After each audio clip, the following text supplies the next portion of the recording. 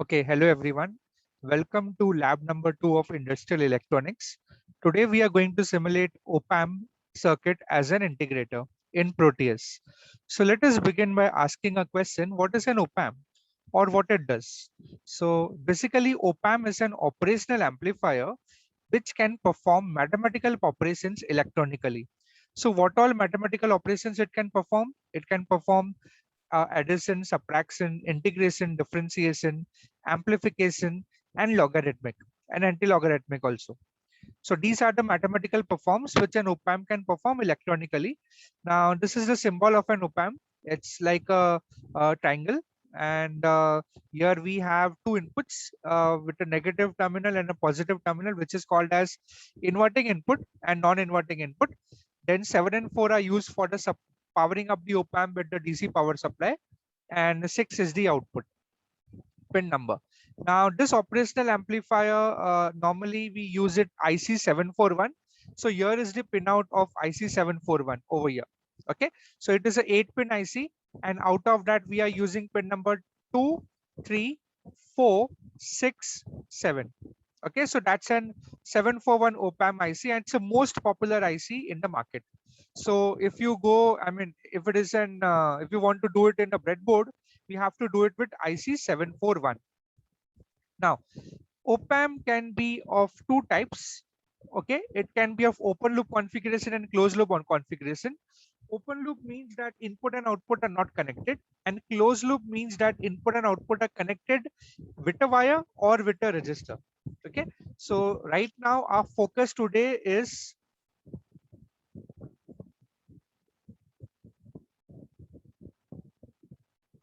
integrator.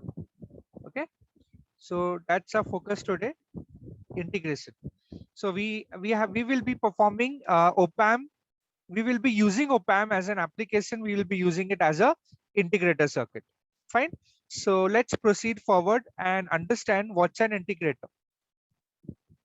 So this is the circuit of an ideal integrator using op-amp. So here we have input is applied to a resistor, which is applied to the inverting terminal.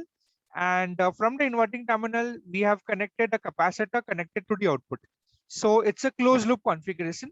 And this circuit is called as an ideal integrator using op-amp. Whereas over here, non-inverting terminal is connected to the ground and output is taken from the pin number 6. Now, this can be showed that output voltage, which is a function of time, can be showed that it is a function of -1 upon R1 CF integral of 0 to t V in dt plus V out at t equal to 0. So this is the time domain expression for output voltage for an integrator circuit. As you can see, the output voltage is an integral of the input voltage. Okay, where R1 CF is the time constant. So here you see that the output voltage V out is an integral of the input voltage. Okay, so that's the basic function of an integrator. And here what integrator does. So you will be applying the input time varying input to the integrator, and accordingly integrator circuit will integrate the input and provide the particular output, again, which is a time domain. So let's say if you have a constant input, like for example, here we see a constant step. So at the output, you will get a negative going RAM. Okay, why negative going? Because over here, the input is applied to the inverting terminal, and the output expression, we have a negative sign. That means input and output are out of phase. So if input is a positive going step, your output will be a positive step, constant step. Your output will be a negative going RAM signal. Okay, so that's what an integrator does. But there is a disadvantage of this circuit, that is an ideal integrator. The disadvantage is as follows. So let's say if you go to very low frequency, now we know that at very low frequency, the capacitive reactance is given by the formula XCF is given by 1 upon 2 pi f CF.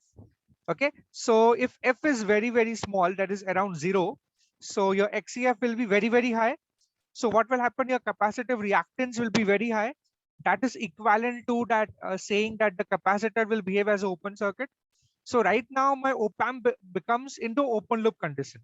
And if op-amp behaves into open loop condition, your function of integrator will be affected. It won't be no longer working as an integrator. Okay, so this is a problem.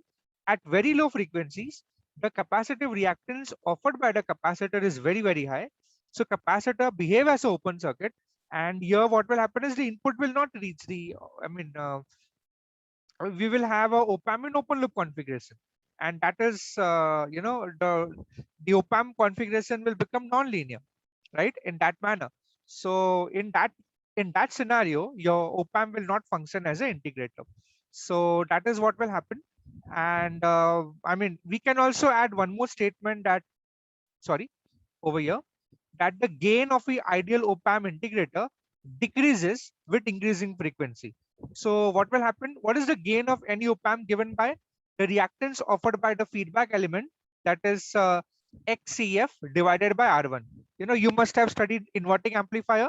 The inverting amplifier gain formula using op-amp will be the feedback register divided by the input register. Okay, so here instead of a feedback register, we have over here CF. So what will be the gain of this op-amp, of this op-amp configuration? XCF divided by R1. Now, if it is XCF divided by R1, what will happen? As your frequency goes on increasing, your gain will go on decreasing. Okay, so as your frequency increases, your gain will decreases, because the reactance decreases as the frequency increases. Okay, so this is a problem. So we have to overcome that problem. At f equal to 0, the gain is becoming very high, and the op-amp will no longer, I mean, the integrator will no longer function as an integrator. So to overcome the above problem, we go for the practical integrator circuit. Okay, so yeah, so let's go for the practical integrator circuit. So this is my practical integrator circuit. So the difference over here is we have added a feedback register. Okay, because it is in the feedback loop between the input and the output, we call it RF, and CF, which is the capacitance. CFF stands for feedback. Okay, so this is my op-amp circuit as a practical integrator, which will overcome the drawback of ideal integrator. Fine. Now let us see how it overcomes that. So over here, practical integrator provides DC stabilization. How it does that? If the frequency is 0 right now, XCF will be infinity. So what will happen is your capacitor will behave as open circuit. Even if the capacitor behaves as open circuit, right now this circuit acts as a inverting amplifier. Okay, so it's not open loop. It's not at all open loop. So basically what it means is, at very low frequency, the circuit behaves as a inverting amplifier with a constant gain.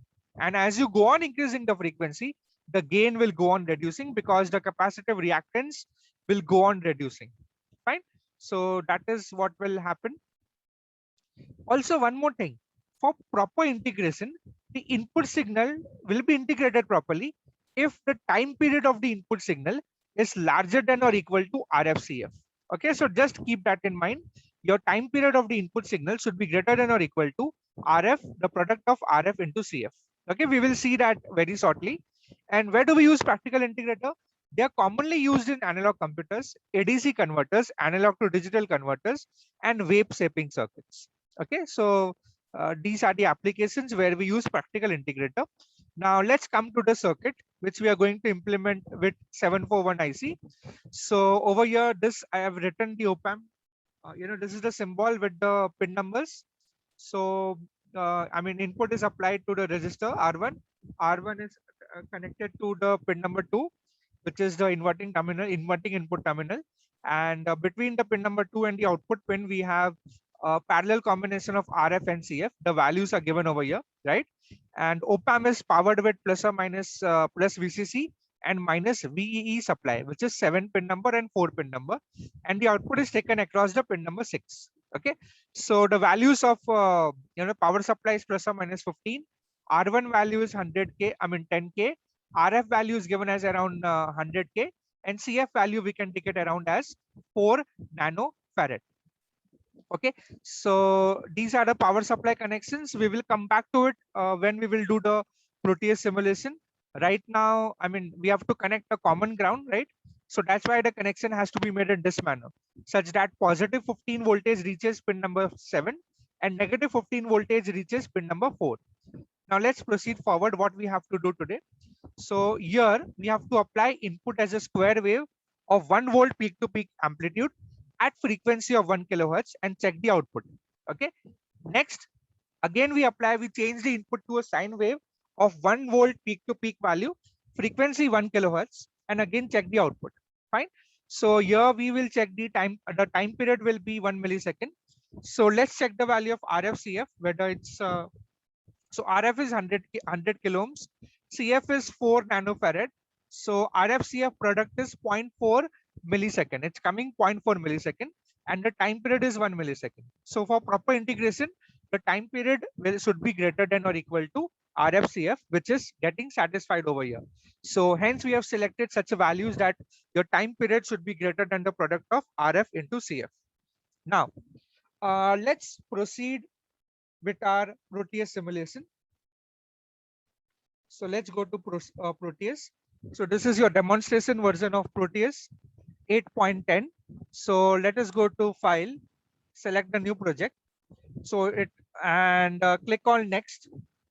Keep on clicking Next, and finally click on Finish. The moment you click on Finish, a workspace will appear. A square rectangular blue box will appear. We have to add the components inside that square box. Okay. So right now, let me just slightly maximize the screen like this, so that some part is visible for the circuit to be, yeah. Now let me adjust both the screens properly, so that my circuit diagrams remains visible all the time. So this is my circuit of op-amp integrator, which I have to build using the IC741, op-amp IC741. So let me adjust the screen properly now.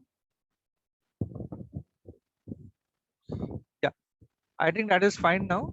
And we will move on to the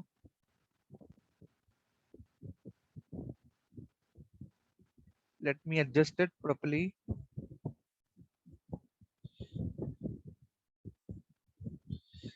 Yeah, I guess it is visible now. Both the screens are there. Fine. So let us begin. So first of all, in this schematic capture screen, we have to go for the components and pick devices. So from here we have to type op-amp, and once you type op-amp, we will op-amp 741. So probably typing op-amp, we can type directly 741 because we will be using 741. So here the option will come 741 op-amp operational amplifier. So we select that. So once you select that, you can paste it in the middle of the screen so that your space is maximum, and then you can maximize it. Yeah. So it is loaded into the schematic. Next, we have to select register. So we'll type register. We can select this 0.6 watt metal film, and we can select any one value. Later on, we can change it. Then next, we require battery. So just type battery, and we will select this active DC source. So click on OK. We will also require a capacitor. So type capacitor, right? And here we can type a general non-electrolytic capacitor, cap, and click on OK. So now we are ready with the op-amp, right? And let's first connect the power supply connections. Okay. So over here, as you can see, we have, if I maximize this, we have this all the pins given over here. Pin number 1 to 8 is not connected. Basically, if you go to the pin out of the op-amp, let me show it to you. Yeah. So 8 is not connected. Okay. So all the other pins will be actively shown in the symbol. So let's connect the power supply connections first. So over here, we have to select the battery and start connecting the power supply connections. It's such that plus 15 reaches your pin number 7, and minus 15 reaches your pin number 15. So we'll require 2 batteries. So let's go to battery and let me double click it. So I've added one over here, and I will add another one over here. Okay, so both the batteries have been added now. Let me adjust it so that both are visible. Okay, fine. So now we'll join them together. So the positive terminal of this battery will be given to pin number 7. So let me change the name of the battery also. Let me call this as VCC, and the supply voltage will be plus 15 over here. So we'll enter plus 15, and let me call this as VEE, or we can call it minus VEE, and the supply voltage over here will be 15 volts. I mean, we are connecting it in a negative fashion. So that means the negative terminal of this minus VEE will be connected to the negative terminal of this battery. Fine. And then the common terminal, we have to take it out and connect it to the ground. So let me connect the common terminal over here. Okay. So the common terminal has been connected. Let me push it this side. Yeah. Common terminal has been connected. And right now we have to go to the ground. So go to terminal modes over here. From here, select the ground, and then we can add the ground over here. Okay. So here we have added the ground. So far what we have done is we have applied pin number 15 volts to pin number 7 of the op-amp, and minus 15 volts to pin number 4 of the op-amp, right? So we have powered the op-amp with the plus or minus supply. Now we have to start connecting the components over here. So we will require registers. Now see one more thing. Over here, it is pin number 3 is first and pin number 2 is down. Okay, it is plus minus, and here it is minus plus. So take care that pin number 3 should be connected to the ground. So let us do that first. So pin number 3 is connected to the ground. This is the common ground. And pin number 2, we have connected the register. So again, go to the pick components. Again, go to the component mode. So in component mode, we will find the components register. So we can add the register over here. Fine. And then later on, we will require another register. So another register, we can connect it over here. We have to connect between pin number 2 and 6. So other register, we can connect it over here. And yeah, let's do the connections. So pin number 2 is connected to register R1. And the value of this register R1 will be around how much we have to select 10K. So let us double click on this and select the value of R1 as 10K. Yeah. So the value of R1 is 10K, selected as 10K. This is RF. So let us call it as RF only. And the value is 100K basically. Yeah. So this is RF and 100K. Now we have to select the capacitor. So from here, double click and add the capacitor in parallel. Like this. So this capacitor value is how much? 4 nanofarad. Let's consider it as 4 nanofarad. So I'll enter 4 nanofarad, and this I call it as CF. Okay. So now, right now, we have to connect them together. So pin number 6, one terminal over here, and from pin number 2, we have to connect it other terminal from here. Okay. And similarly, we have to connect in parallel. So I will be connecting it like this. Fine.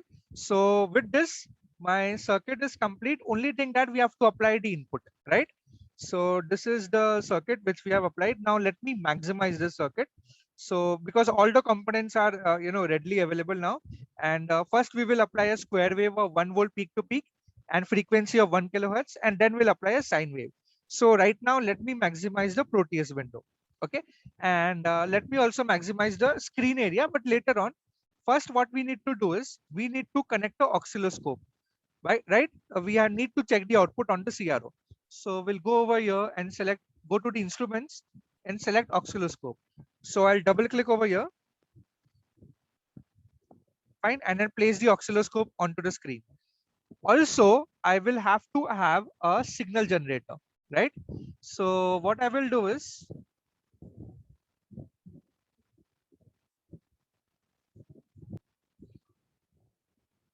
now to add the signal generator. So we have to go to the instruments and select from here signal generator. I will let you know why we require a signal generator. So this is my signal generator. We have added onto the screen. Let me drag it over here. Yeah. So the signal generator, we have to connect the negative terminal to the ground, and the positive terminal has to be connected to the input like this. So this becomes our input. As per the diagram given, we have to apply the input over here. So right now we might have to change the input from square wave to sine wave. So signal generator will generate various types of waveforms like square wave, sine wave, triangular wave in one go. Okay, we don't have to change the source again and again. So we'll see that in simulation shortly. So let me connect the negative terminal to the ground. So here it is. Negative terminal of this will go to the ground for the signal generator. So our circuit is complete. Don't forget to add your name and your roll number. So right now I can go to place, right click, go to place, go to text, and then you can add your, that this is a OPAM integrator, and also you can add your name and roll number.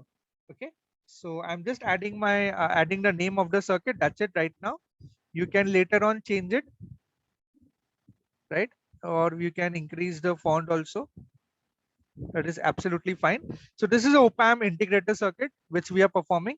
Now let me maximize the screen area so that it's clearly visible for all of us. Okay, fine. So for this, we'll go to view, we'll go to zoom to area, and here we will select the area which we want to maximize. So we'll want to maximize this much area. Yeah. So right now, this is my OPAM as an integrator, practical integrator actually. Now let us check how to take the readings. Fine. So everything is ready. We have to connect the channel number A. Let us connect it to the input of the oscilloscope. So I am connecting this to the input. Fine. And channel number B, I will connect it to the output. So here is my output.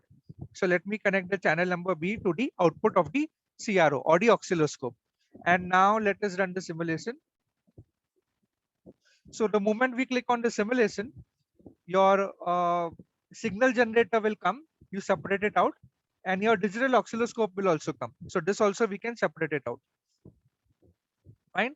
So right now what we have done is we have applied our input to pin channel number A and applied the output to D, connected the output to the channel number B. So rest all the channel number C and D are not used. So we can scroll this and move it out of the frame so that they don't disturb. So this also similarly, I'll move it out of the frame. Right now only I have two channels. Okay. So here I can adjust the times per division knob so that some waveforms are coming. Those are visible. And right now, we have to select the input, right? So let us go back over here. Input has to be 1 volt peak to peak, square wave, and 1 kilohertz. So let's see how we do that. So here is my signal generator. Just concentrate over here. First is my range. This is my the frequency range. The frequency dial. So from 0 to 12, we can select. This is my frequency range, right? So right now I can select it as 1 kilohertz. So as you can see here, a number will come, right? So if you change this, this will go to exactly 1 kilohertz, right? So if this changes to 1 kilohertz, accordingly, we have to change the times per division also accordingly. Okay. And right now, what you do is, this is volts per division now for channel number A. Please connect it to 1 volt. Select it to 1 volt for both channel number A and channel number B. Fine. So yeah. So we can change the amplitude by changing the level over here. We require 1 volt peak to peak. So we can even increase the level, or we can decrease the level, and we can do it like this by moving this dial over here. So select perfectly at 1 volt, right? And this is again the range. If we want 0.1 millivolt or something, but we want 1 volt peak to peak. So the amplitude is 1 volt peak to peak set from here, and the frequency is set to 1 kilohertz, right? Again, I repeat, if you increase this, your frequency will go on increasing. And this is the next one. This is the range. So if you want to select it as 10 kilohertz, it will be just you have to increase this range. Okay. So right now I wanted 1 kilohertz, and the amplitude has to be around 1 volt peak to peak. Right now it is sine wave. So you can select different waveforms, right? So you click on this button waveform. So the moment you click on this button waveform, your input yellow color, which is in yellow color, channel number A, is changing to triangular wave, sawtooth wave, but we want a square wave. So over here, we are getting around input waveform is square wave, and here we can select a unipolar or bipolar, but we are selecting bipolar. We want both the positive as well as the negative half cycle. So that's how we can select the values of input voltages. So right now input is 1 kilohertz, 1 volt peak to peak value, and a square waveform, right? So right now, what is the input voltage? Input voltage is around, let's make it around 0.5 divisions. So 0.5 divisions into 2 divisions, as you can see, into 2 divisions. So that is 1 volt. Okay. 0.5 volts per division into 2 divisions will be 1 volt, and correspondingly the output will be as expected, because for a pulse it will be a, for a positive going pulse it will be a negative going ramp, as you can see. So output is a kind of a triangular wave, close to a triangular wave. Okay, not exactly, because it depends upon the values of capacitor and the resistor over here, because your capacitor charges and discharges with respect to the input, right? So here the output waveform, we have to check the amplitude, right? We are interested in the amplitude. For a square wave, integrator circuit is giving us a triangular wave. Fine. So what you can do is you need to measure this value. Let me go to the write up and show it to you how to do that. So right now this will be a write up, right? So the type of waveform initially will be a square waveform. So you can enter that details. The input voltage is 1 millivolt peak to peak, right? So this is 1 millivolt peak to peak, which we have given, and we have given over here a square waveform, right? What is the input frequency? We have set the input frequency to be 1 kilohertz. But let's also calculate the input frequency. So how to calculate the input frequency? You just increase the time period, okay? And here you count the one time cycle, okay? One period. So it will be 1, 2, 3, 4, 5, 6, 7, 8, 9, 10. Horizontally you calculate. So 10 divisions are there into 0.1 milli. Okay. So 10 into 0.1 will be 1 milli. Okay. So if you take 1 divided by 1 milli, you will get 1 kilohertz. So the output waveform frequency and the input waveform frequency are same. Okay. So if input is a square wave, the output is coming out to be a kind of a square waveform, but we have to note down the output frequency. We have already checked it. It's 1 kilohertz, similar to the input. Now we have to note down the amplitude of the output waveform, correct? So amplitude of the output waveform can be more accurately measured if we keep it at 0.5 volts per division. And right now, if we rotate up and down, we can adjust it accordingly to the, so that it coincides with one of the blocks over here. Okay. And let us calculate now. 1, 2, 3, 4, 5, 6, 7, 8, 9, 10, 11. Okay. So there are 11 divisions, and the volts per division norm is at 0.5. So how many divisions are there? 11. So 11 multiplied by 0.5 volts per division. So your voltage will be 5.5. Okay. So over here, your voltage, peak to peak voltage will be 5.5 volts. Actually, here it will be volts, huh? Not millivolts. 1 volt peak to peak, and here it will be uh, 5.5 volts peak to peak. Fine. Understanding? So that's how you fill this table given in the write-up. So similarly, we have to take the print screen. So you can take a print screen of this and directly add it in a Word document. So here it is.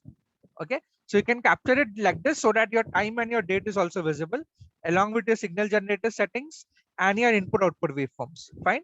So let me again go back to the Proteus. So if you merge them together, let me merge them together. Yeah, here it is. Okay. And let me, yeah. So you are getting a kind of a triangular waveform for a square input given to a integrator circuit. So that's how you measure the readings and take the print screens, right? So now let me stop the simulation. So what you will do is, okay, let me stop the simulation completely. Don't cancel it from here. I'll show it to you what to do. So as soon as you start the simulation, if you want to stop the simulation, don't close this windows.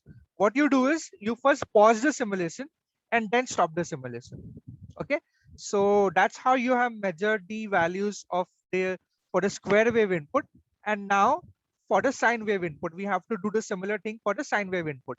So what we need to do is, again, we'll click on the play button, and instead of a square wave, we'll click on the waveform, and it has become a sine wave now, as you can see. Okay. So the question is, what will happen if you give a sine wave to an integrator? What's an integration of a sine? A cosine, right? Integration of a sine will be a cosine. So as you can see over here, the difference between the sine and the cosine, actually output is also like a sinusoidal only, but with a phase shift. The blue color waveform is my output, and the yellow color one is my input. So as you can see, both are sinusoidal, but output is with a phase shift. And if there is a phase shift in the sine wave, and mathematically you can calculate the phase shift will be such that it becomes a cosine wave. Okay, you can increase the amplitude and check. Fine. So this will be my, I mean, the sine and the cosine relation. Fine. So right now we are interested in entering the readings.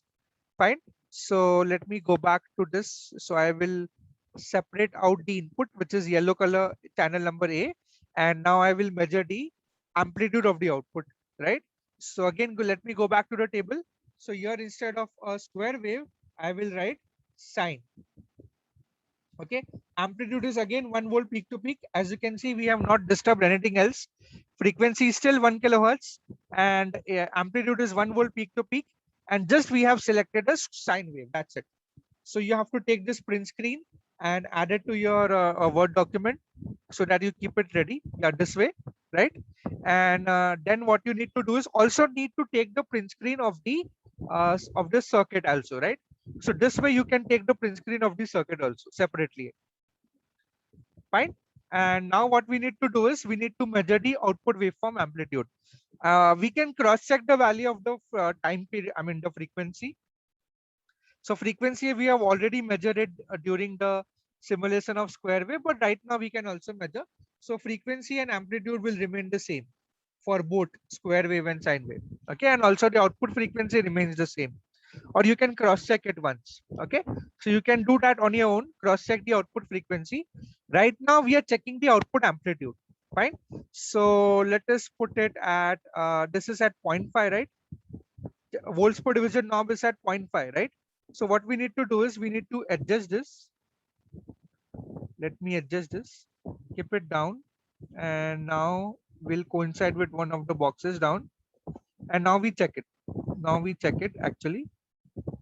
It's 1, 2, 3, 4, 5, 6, 7, and over here it will be close to around, let me accurately measure. So it will be close to around 7.2. Okay, so it will be close to around 7.2 divisions into 0.5 volts per division. So 7.2 into 0.5 will be giving you 3.6. Okay, so over here we can write input is 1 volt per division, so output will be 7.2 divisions into 0.5 volts per division. See, the volts per division knob is at 0.5, so that gives us 3.6 volts peak to peak. Okay, and output frequency also is around 1 kilohertz. You can measure it by measuring the time period of the output waveform. Okay, so in this way we can calculate the apply the sinusoidal waveform, and you will get a cosine waveform at the output, and with a phase shift actually, of course. So this way you can perform the simulation for the practical integrator. Fine. Now what you all need to do is you all don't take the values of let me close this now. Yeah, so you all don't take the value of CF as 4 nanofarad. So what you all will do is you all take the value of CF as around 3 nanofarad. Okay, so starting 10 roll numbers, consider the value of let me write it over here. Okay, so starting 10 roll numbers, you consider a value of CF as 2 nanofarad and perform the simulation. Rest all the numbers, rest all the values will remain the same. Okay, RF value will remain the same, R1 value will remain the same, even the magnitude of the input and the frequency of the input and output, input will remain the same. And the next remaining numbers, or the next 10 numbers, next 10 roll numbers, you consider the value of CF as 3 nanofarad. Okay, so that we have some variation. So understood? You have to perform the entire experiment with this only one change. Your starting 10 roll numbers, please note that you have to consider the value of CF as 2 nanofarad, and the next 10 roll numbers have to consider the value of CF as 3 nanofarad, and then you can perform the simulation. No problem with it. Okay. So now let us come to the last part of the simulation. Okay. So what we will do now is, let me go back to the the OneNote. Let me maximize this. Okay. There is one more concept: frequency response of a practical integrator. So what we will do is, we'll consider the same circuit, we'll consider the sinusoidal input, and what we will do is, we will keep on varying the frequency, and we'll note down the output. Okay. So, and after that, when you plot the frequency response, which is a plot of gain versus frequency, you will get to see this kind of a curve. Okay, we will be witnessing this kind of a curve. So over here, what we can do is, this plot will suggest that your integrator acts as some kind of a filter. Okay, so it passes low frequency, it blocks higher frequency. So we'll verify this in Proteus right now. Okay, so let us begin. So again, you go to the Proteus.